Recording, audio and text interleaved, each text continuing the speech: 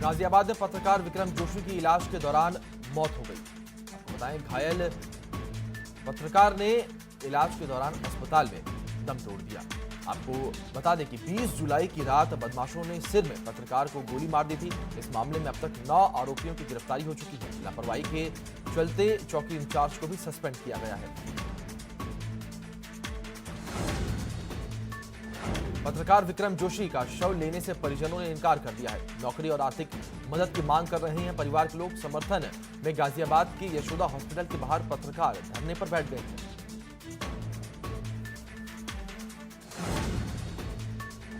पत्रकार की हत्या मामले में राहुल गांधी ने ट्वीट किया है और लिखा है कि छेड़छाड़ का विरोध करने पर पत्रकार की हत्या कर दी गई। शोकग्रस्त परिवार को मेरी संतावना है। साथ ही लिखा कि वादा था राम राज का, दे दिया गुंडा राज।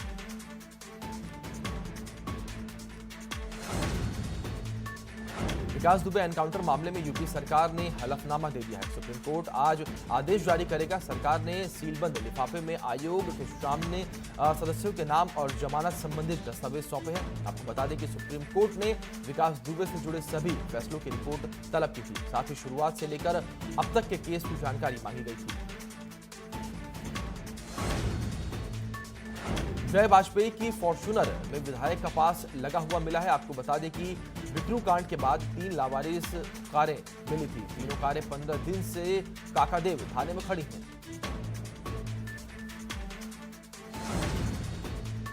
राज्यसभा के नव निर्वाचित सदस्य आज सदन के चैम्बर में शपथ लेंगे। फिलहाल 61 में से 42 सांसद आज शपथ ग्रहण समारोह में शामिल होने के लिए उन्हें मंजूरी दे चुके हैं। बीजेपी नेता ज्योतिरादित्य सिंधिया, पूर्व प्रधानमंत्री एचडी देवगौड़ा, पूर्व केंद्रीय मंत्री शरद पवार, कांग्रेस नेता दिग्विजय सिंह, मल्लिकार्जुन खड़गे जैसे प्रमुख चेहरे 61 राज्यसभा सांसदों में शामिल हैं। लखनऊ में 2 महिलाओं के आत्मदाह मामले में इलाज के दौरान साफिया ने दम तोड़ दिया। दरअसल लोक भवन के बाहर 17 जुलाई को मां बेटी ने आत्मदाह करने की कोशिश की थी। बेटी का सिविल अस्पताल में इलाज चल रहा था। आपको बता दें कि नाली के विवाद में न्याय न मिलने पर खुद को आग लगाई थी।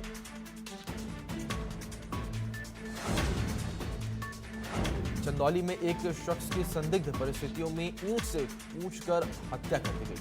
हत्या के बाद लोगों में सनसनी फैल गई। सूचना मिलने पर पहुंची पुलिस ने शव को कब्जे में लेकर कार्रवाई शुरू कर दी है। आपको बता दें कि मृतकों के परिजनों ने जल्द से जल्द हत्यारे की गिरफ्तारी की मांग की है।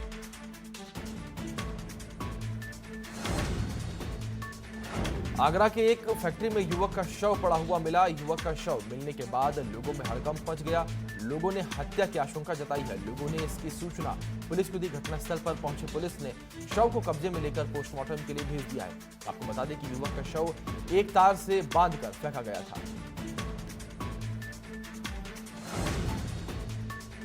अमेठी में सेना में तैनात जवान के पिता की धारदार हथियार से हत्या कर दी गई। इतना ही नहीं, जवान की भाभी को भी हत्यारों ने पीट कर अधमरा कर दिया, जिसे गंभीर हालत में अस्पताल में भर्ती करवाया गया है, जहां उनका इलाज चल रहा है। फिलहाल मामले की गंभीरता को देखते हुए खुद एसपी मौके पर पहुंची और जल्द से जल्द हत्यारों को गिरफ्तार करने का दावा किया। लखनऊ में उधारी मांगने पर दबंगों ने महिला और उसके पति को जमकर पीटा। पीड़ित का आरोप है कि बेखौफ बदमाश हर दिन मारपीट करते हैं। जब बदमाशों को उधार देने से इनकार किया जाता है तो वो मारपीट करने पर उतारू हो जाते हैं। पीड़ित की तहरीर पर पुलिस एफआईआर दर्ज कर कार्रवाई में जुट गई है।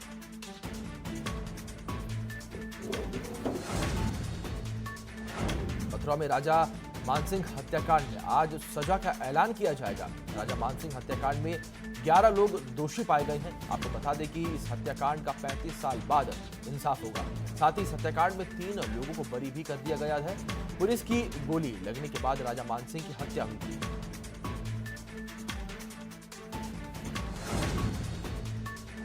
शाहजहांपुर में समारोह में दबंगों की खुलेआम दबंगई देखने को मिली है। दबंग अवैध असलाहों से फायरिंग करते हुए नजर आए, जिसका वीडियो अब सोशल मीडिया पर वायरल हो रहा है। खुलेआम फायरिंग से लोगों में दहशत का माहौल बना हुआ है। वहीं इस मामले में पुलिस कुछ भी बताने से इनकार कर रही है।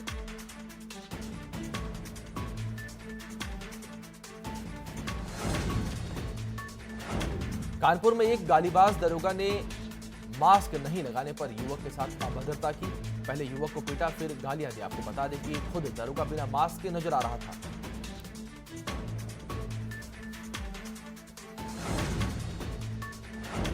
अहमदाबाद जेल में बंद बाहुबली नेता और पूर्व सांसद अतीक अहमद पर सरकार का शिकंजा कसता जा रहा है। इसी सिलसिले में प्रयागराज पुलिस ने अतीक अहमद के कार्यालय में छापेमारी कर एक राइफल और एक पिस्टल बरामद की है। दरअसल अतीक अहमद की राइफल और पिस्टल का लाइसेंस निरस्त कर दिया गया था, लेकिन अभी तक इन असलाहों को जमा नहीं किया गया था।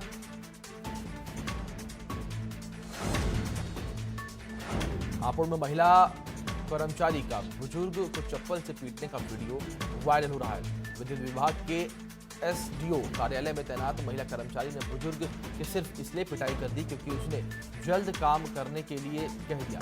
इसी पर महिला कर्मचारी को गुस्सा आ गया और उसने मामला गरमाने के बाद से महिला कर्मचारी छुट्टी पर चल रही है।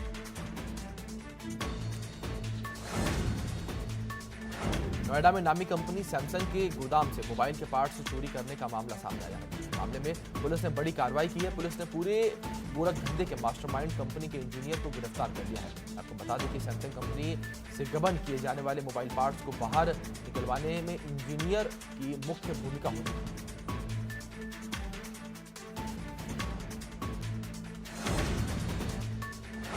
गोंडा में रास्ते में पानी भरने की वजह से परिजन विद्युत को चारपाई पर अस्पताल लेकर गए। अब ये वीडियो सोशल मीडिया पर वायरल हो रहा है।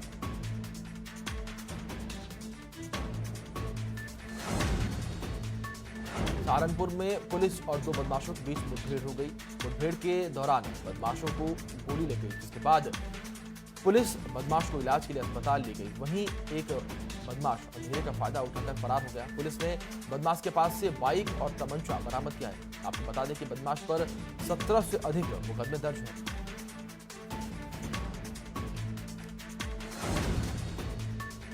कौशाम्बी में खेत के विवाद में दो पक्षों में मारपीट हो गई। ये मारपीट पुलिस चौकी के पास बीच सड़क पर हुई। दोनों पक्षों में जमकर लाठी डंडे चले। मारपीट में महिलाएं भी शामिल थी। दोनों पक्षों के 6 से ज्यादा लोग घायल हो गए हैं। वहीं 2 लोगों की हालत गंभीर बनी हुई है। मारपीट का वीडियो अब सोशल मीडिया पर वायरल भी हो रहा है।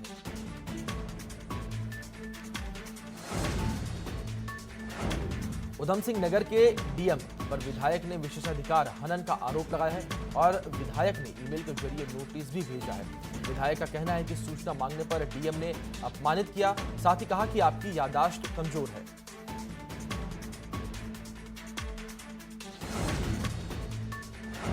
उधम सिंह नगर के एसएसपी भी अपराधियों को सरेंडर या एनकाउंटर करने की चेतावनी दे रहे हैं। नवनियुक्त पुलिस कप्तान दिलीप सिंह कुंवर ने कहा कि उनके क्षेत्र में सभी 45 अपराधी 15 दिनों के अंदर सरेंडर कर दें, नहीं तो उनको पुलिस एनकाउंटर में मार देगी। उन्होंने बताया कि सभी 20,000 और 10,000 रुपए समेत अन्य इनामी बदमाशों को चेतावनी दी गई है कि वो आत्मसमर्पण कर दें।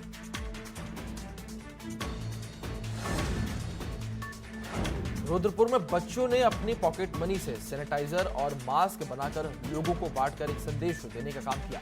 बच्चों ने बिना किसी की मदद से अपने हाथों से मास्क और हैंड सैनिटाइजर का बनाया और पैदल चलने वाले राहगीरों और वाहन से आने जाने वाले लोगों को रोककर मास्क और सैनिटाइजर बांटा।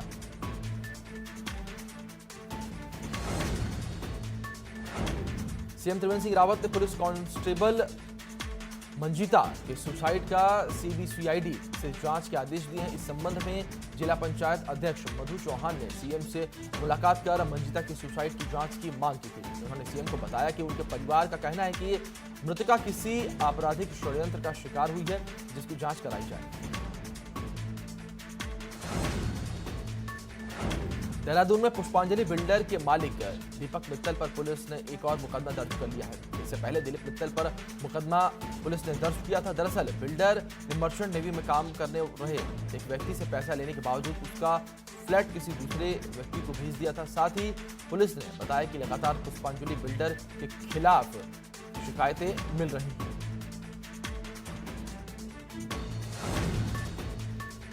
ऋषिकेश में हरिद्वार बाईपास मार्ग पर दर्दनाक हादसा हो गया। दरअसल टैंकर की चपेट में आने से स्कूटी सवार की मौत हो गई। ये पूरी घटना सीसीटीवी में कैद हो गई। वहीं युवक की मौत के बाद परिवार में कोहराम मचा हुआ है। फिलहाल पुलिस ने टैंकर को कब्जे में ले लिया है।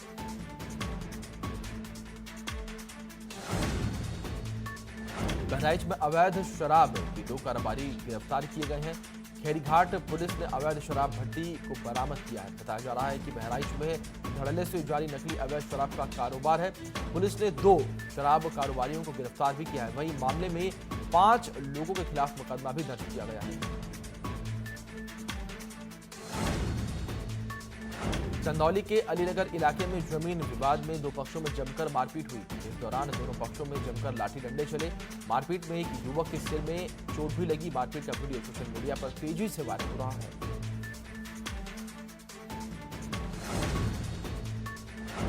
बुलंदशहर में एक युवक ने फांसी लगाकर आत्महत्या कर ली। बताया जा रहा है कि युवक ने आर्थिक तंगी और गृह क्लेश को लेकर आत्महत्या की सूचना मिलने पर पहुंची पुलिस ने शव को कब्जे में लेकर पोस्टमार्टम के लिए भेज दिया है। वहीं आत्महत्या के बाद घर में कोहराम मचा हुआ है। मेरठ के कंकरखेड़ा इलाके में शराब पार्टी के दौरान एक युवक की हत्या कर दी गई। बताया जा रहा है कि दोस्त ने ही दोस्त की हत्या की है। शराब मांगने को लेकर एक दोस्त ने निशु को गोली मार दी। इसके बाद घायल को अस्पताल में भर्ती करवाया गया, जहां इलाज के दौरान उसकी मौत हो गई।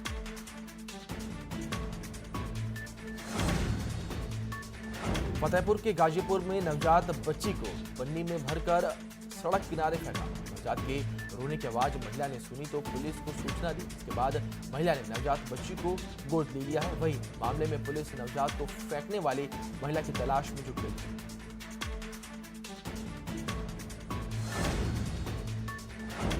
झांसी में तेज रफ्तार से आ रही कार ने बाइक सवार को टक्कर मार दी। टक्कर लगने की वजह से बाइक सवार की मौके पर ही मौत हो गई। वहीं मौत के बाद परिवार में कोहराम मचा हुआ है। आपको बता दें कि परिजनों की तहरीर के बाद पुलिस ने जांच शुरू कर दी है।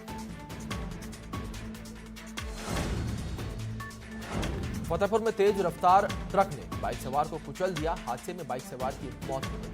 जिसके बाद ग्रामीण नाराज हो गए और हाईवे पर जाम लगाने की कोशिश की। घटनास्थल पर पहुंची पुलिस ने शव को कब्जे में ले लिया है।